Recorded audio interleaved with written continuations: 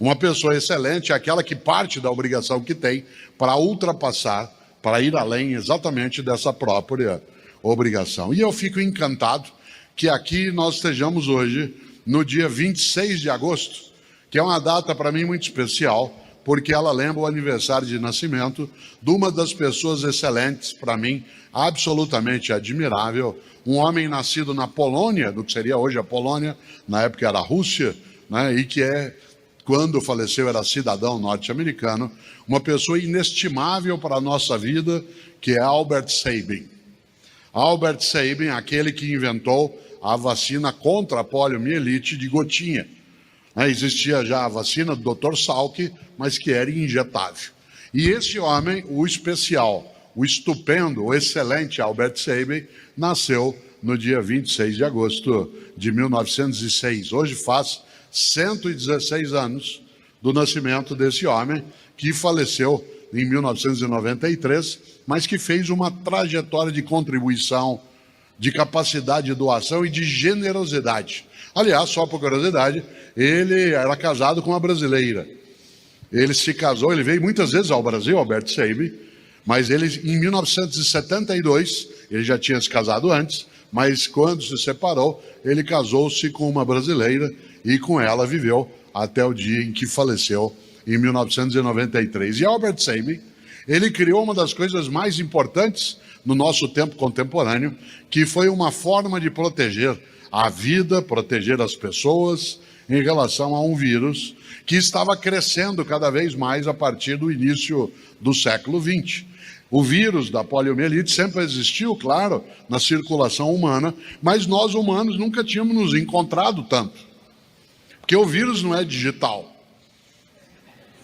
Ele tem do digital o nome, né, de ser vírus no sentido daquilo que ataca.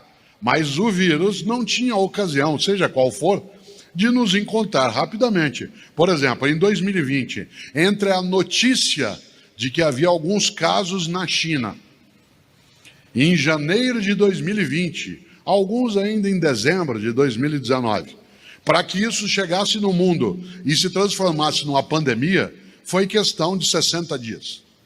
Isto é, o mundo foi atingido em bloco porque nós desenvolvemos muito a facilidade do contato, da comunicação, da proximidade. E o final do século XIX, começo do século XX, porque facilitadas as comunicações, o uso do automóvel, o uso do trem, os primeiros modos do avião, fez com que o vírus da polio, que estava, trancado em algumas regiões do planeta, ele pudesse se espalhar. E, sem dúvida, tão forte que ele pegou, por exemplo, o presidente norte-americano durante a Segunda Guerra Mundial, que foi o Roosevelt, que foi contaminado e teve pólio com 39 anos de idade. E quanta gente no dia a dia que acabou se salvando, porque vários de nós recebemos aquela gota da vacina pelo excelente Sabin. Mas a excelência dele não está só em ter criado a vacina. A excelência dele não está só em ter se casado com uma brasileira que ele não conheceu no Tinder. A excelência dele está em que Albert Sabin, que salvou milhões e milhões de vidas, porque a poliomielite, além de tudo, ela não tem apenas a possibilidade de deixar alguém com dificuldade de locomoção, com paralisias, ela é letal em muitos casos. Sabe o que ele fez, o Albert Sabin? Ele abriu mão da patente. Isto é, ele inventou uma vacina, criou a condição de receber um retorno financeiro imenso, que seria justo até que ele o tivesse, porque era a criação dele, mas ele decidiu que, em função do que ele já recebia pela atividade, pelo trabalho, pelo ensino na universidade nos Estados Unidos e depois no mundo europeu, que ele iria abrir mão da patente. É interessante isso. É mais ou menos como nós, que temos algumas coisas que são abertas, gratuitas no mundo digital, e outras elas são remuneradas, de maneira que a gente possa ter também o retorno das condições autorais. Mas olha que magnífico. Quando no Brasil se criou, em 1982, o Zé Gotinha, ele foi criado, o Zé Gotinha, em 1982, e muitas pessoas aqui passaram por isso, as crianças especialmente. Alguns de nós já tínhamos mais idade, como era o meu caso. né, passaram por algo que foi construído por Albert Sabin, alguém excelente, que em vez de, ao se deparar com um vírus agressivo, com um vírus absolutamente danoso, em vez de sentar e dizer assim, o que eu posso fazer? O que eu posso fazer? Ele decidiu algo especial, que é o que recusa a mediocridade, que é, em vez de colocar reticências, isto é, 3 pontinhos no que eu posso fazer, coloca um ponto de interrogação. E aí a frase, em vez de ser o que eu posso fazer, ela se transforma em o que é que eu posso fazer?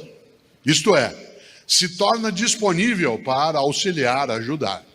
É quando a pessoa se pergunta o que é que ela pode fazer, em vez de desistir dizendo de modo desalentado, o que é que eu posso fazer?